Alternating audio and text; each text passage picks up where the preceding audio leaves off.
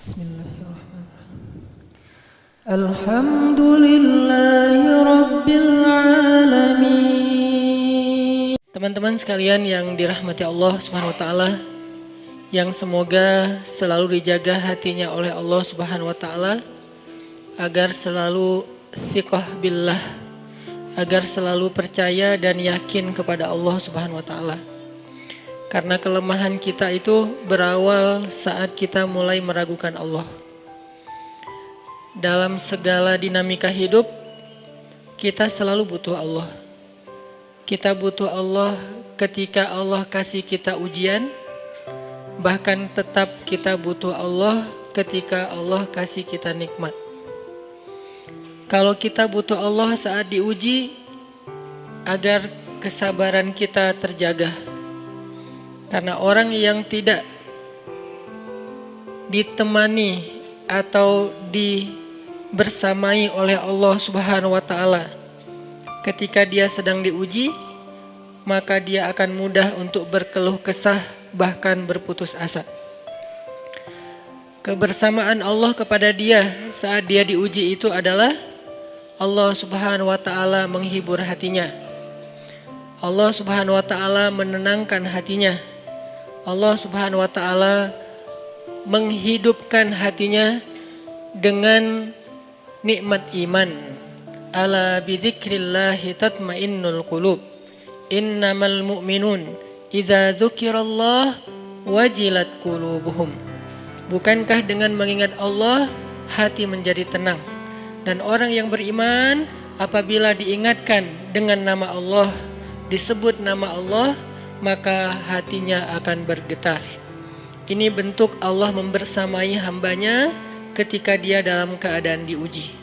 Allah menghiburnya dengan kalimat, Alam yajidka yatiman fa'awa, wa wajadaka dhallan fahada, wa wajadaka ailan fa'aghna.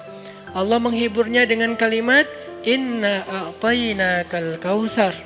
Allah menghiburnya dengan kalimat, Kalla saya'lamun, summa kalla saya'lamun.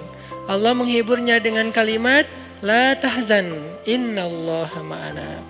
Ini adalah ketika Allah membersamai seorang hamba saat dia dalam keadaan diuji. Allah membersamai hamba juga ketika dia dalam keadaan diberi nikmat. Karena tanpa itu maka seseorang akan jatuh justru kepada dosa-dosa karena dia mendapatkan banyak kenikmatan hidup.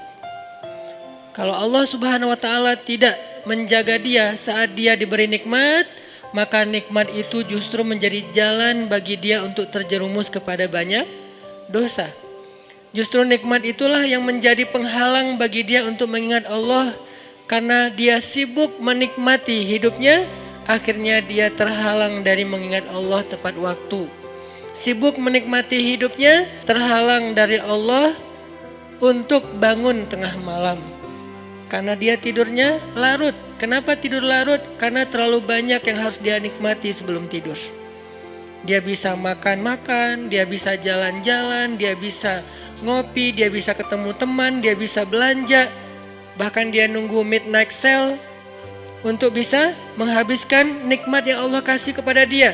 Sehingga akhirnya tidurnya terlalu larut, lalu dia tidak bisa bangun untuk menghadap Allah, curhat kepada Allah.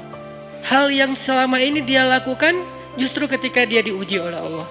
Ketika diuji oleh Allah, mudah bagi dia bangkit tengah malam, curhat, sujud panjang, menangis dalam doa. Ketika Allah kasih nikmat, curhatnya hilang, malamnya lelap, sampai bahkan subuhnya juga kelewat. Ini kalau Allah enggak membersamai seorang hamba ketika dia diberi nikmat. Sehingga orang yang seperti ini, kalau dalam keadaan seperti ini terus menerus dalam jangka waktu yang lama, nanti dia akan terjebak di dalam istidraj.